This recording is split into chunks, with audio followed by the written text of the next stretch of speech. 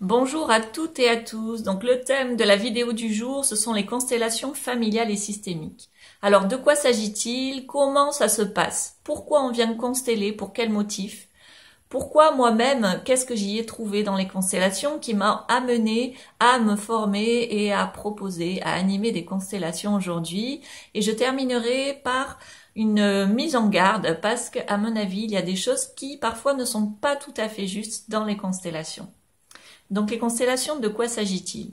Alors, c'est difficile de définir qu'est-ce que sont les constellations parce qu'en fait, il ne s'agit pas de quelque chose de rationnel ou d'intellectuel, mais d'un processus énergétique. Donc en vous expliquant comment ça se déroule, vous allez comprendre mieux.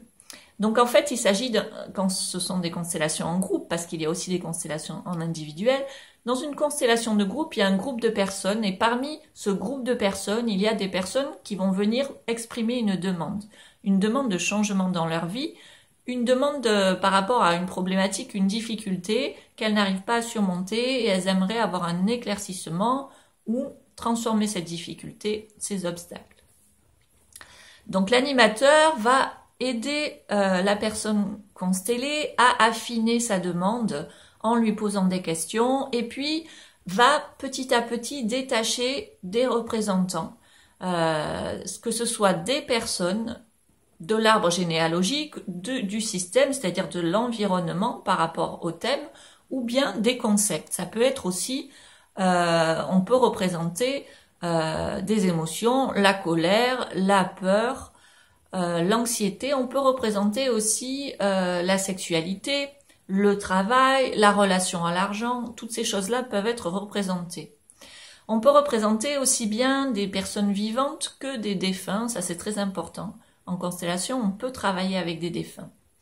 Donc, à partir de tout ce casting, les autres personnes du groupe vont se mettre au service, si elles le désirent, accepter ou non un rôle.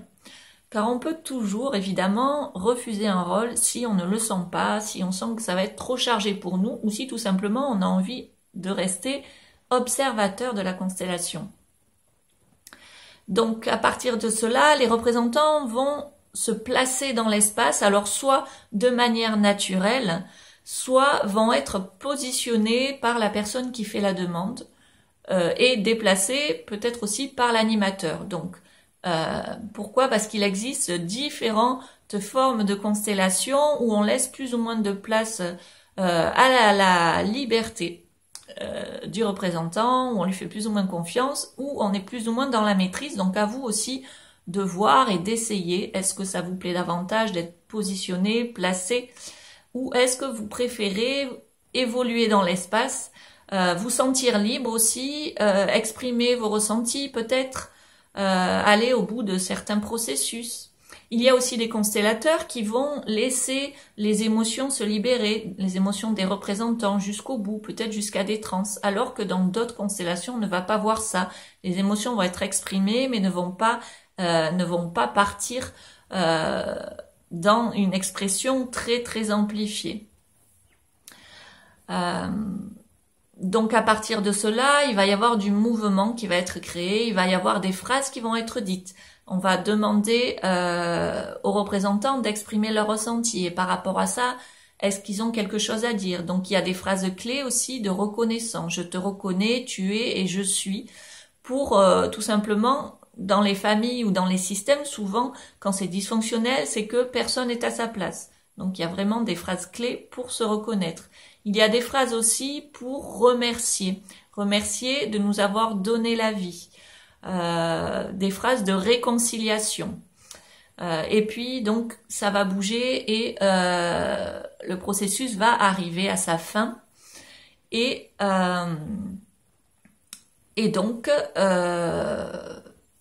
il va s'être passé des choses, ou en tout cas ce qui va s'être passé, c'est que la personne, le constellé, donc il peut jouer son propre rôle ou être en observateur de sa constellation, va en tout cas avoir des pistes de compréhension par rapport à sa problématique, il va avoir la projection de son inconscient qui va se dérouler devant ses yeux, une projection et aussi un ressenti dans les cellules. Ce qui se passe souvent, c'est qu'il y a vraiment voilà quelque chose, un processus cellulaire qui va se passer. C'est pas quelque chose d'intellectuel uniquement. Donc pourquoi on vient consteller? Quels sont les motifs? Alors en fait, ça peut être très varié. En général, on arrive là parce qu'on a essayé plein de choses et pourtant, malgré tout, on est bloqué. On vit des répétitions, il y a des choses qui fonctionnent pas dans notre vie. On a vraiment des difficultés à trouver un travail, à garder un travail. On a vraiment des difficultés à être en couple. On a des difficultés dans le lien avec ses enfants, ou un enfant en particulier, dans le lien aux autres avec ses parents. Ça peut être aussi des problèmes d'insomnie, des problèmes liés aux troubles alimentaires. Peut-être aussi on n'arrive pas à vendre sa maison alors que vraiment tout est là pour la vendre et il y a vraiment quelque chose qui bloque et qui est incompréhensible. Souvent on vient consteller parce qu'il y a des choses on comprend pas pourquoi ça ne fonctionne pas. Après on peut venir consteller aussi pour faire des deuils, parce qu'il y a des deuils qui n'ont pas été faits. Donc là il peut y avoir, même si ça sort un peu du cadre des constellations, des rituels mis en place de reconnaissance, de phrases qui vont être dites et qui vont pouvoir libérer, amener de la libération.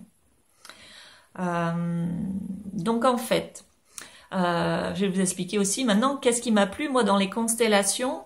Alors, ce qu'il faut savoir, c'est que les constellations, c'est un travail de l'instant présent, c'est pratiquer l'instant présent. Alors, pour ceux qui savent, je suis aussi enseignante de Hatha Yoga, donc moi, et j'anime des cercles de femmes, et moi, ce qui me plaît, c'est le travail du corps, le ressenti corporel, parce que plus on va être en lien avec le corps, plus on va capter des informations. Et en fait, c'est ce qui se passe dans les constellations, et moi, je vous recommande d'en faire régulièrement, si ça vous plaît, bien sûr. Au début, j'entendais qu'il fallait pas en faire beaucoup, 1 à 2 par an, voire 3 maximum. Et il y a d'autres écoles où on dit qu'on peut en faire souvent et régulièrement, parce qu'il y a toujours des choses à nettoyer. Et donc moi, au bout d'un moment, j'en ai eu fait régulièrement, environ tous les mois. Et c'est là que les processus ont vraiment là que ça a vraiment marché en moi au niveau cellulaire. Il y a eu vraiment quelque chose.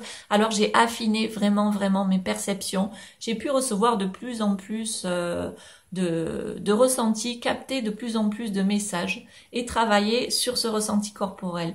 Donc c'est vraiment chouette pour les personnes qui ont du mal à ressentir, qui sont beaucoup dans le mental. Mais là, ça va demander à venir beaucoup, s'entraîner pour capter des informations. Et se sentir relié. Et ça, se sentir relié, moi, c'est quelque chose qui me plaît énormément et qui me nourrit énormément. Se sentir relié à plus grand, se sentir relié aux défunts, sentir qu'on n'est pas tout seul aussi, sentir que nos difficultés, nos problématiques sont souvent partagées par la plupart des familles. On va retrouver plein de choses en fait qui sont vraiment interconnectées. Donc on va briser le sentiment de solitude et se sentir relié. Donc ça, c'est vraiment puissant. On va sentir aussi au niveau des cellules qu'il se passe des choses. Même quand on passe pas pour soi et quand on est juste représentant, on joue des processus de guérison. Au niveau cellulaire, on va rejouer des scènes qui vont nous faire comprendre au niveau du corps des choses qui n'ont pas pu être comprises au niveau intellectuel. Et donc, il va y avoir vraiment un changement. Au niveau aussi, pour moi, ça m'a énergisé ou énergétisé, je sais pas comment on dit. En tout cas, à une époque, j'étais très fatiguée et d'en faire beaucoup, ça m'a permis de retrouver mon énergie parce que je pense qu'il y a eu des libérations en passant seulement, en me mettant seulement au service des autres, sans forcément passer pour ma problématique. Il y a eu des libérations et ça a libéré de l'énergie. Donc je ferai une autre vidéo pour savoir les constellations, est-ce que ça marche vraiment ou pas. Voilà, donc là je vais pas m'étendre, mais c'est un vaste sujet aussi. Et donc je vais terminer cette vidéo aussi par rapport aux mises en garde. Donc les mises en garde, c'est que, comme je vous ai dit, quand on constelle beaucoup, on va affiner ses perceptions, on va recevoir des informations. Et certains animateurs vont donc forcément canaliser des choses, mais vont se permettre de dire aux constellés, de leur donner des informations, et parfois, à mon goût, c'est de l'abus de pouvoir. Parce que tout simplement, en tant qu'animateur, à mon avis, l'animateur, il tient un cadre, il donne son énergie au cadre, mais il laisse le processus se faire et il n'a pas à interférer, il n'a pas à donner des informations car il n'est pas représentant. Il va juste créer du lien entre les représentants et faire que le processus se fasse. Mais il n'a pas à délivrer des informations de l'ordre de la médiumnité. Pour moi, ce n'est pas le cadre des constellations. Alors bien sûr, souvent, on vient chercher des informations, on est curieux de ça, on a envie de ça. Mais parfois, ça peut faire des dégâts. Parce que la vérité est en chacun de nous. Même si, effectivement, on peut avoir des informations et il y a des personnes qui sont connectées. Mais attention, parce que parfois, elles peuvent parler même sans le savoir. Et c'est d'autant pire. Faire de la projection, en fait, elles vous parlent à vous, mais elles parlent de leur cas. Et donc le deuxième écueil, c'est ça aussi, c'est qu'en tant que représentant, on peut être amené, si on reste dans le mental et qu'on a du mal à descendre dans son corps, dans les perceptions du corps, à venir placer des choses qui n'ont rien à faire dans la constellation. Alors là, c'est à l'animateur d'être vigilant, mais il y a des personnes qui peuvent vous dire des choses et vous dire mais ça n'a rien à voir avec mon histoire, parce que la personne est en train de parler de son histoire. Parce que quand on représente, quand on incarne un rôle, en fait, en général, ça vient toucher des choses en nous, hein. C'est pas par hasard tout ça. Voilà, donc je vais terminer la vidéo sur cela. Pour ma part, j'anime des constellations en groupe en Dordogne, limite Gironde. Et je propose aussi des constellations individuelles pour les personnes qui ne se sentent pas prêtes à passer le pas des constellations de groupe ou qui n'osent pas peut-être exposer une difficulté intime. Voilà, donc vous pouvez toujours me contacter sur mon site florencechantilly.com et je vous dis à très bientôt.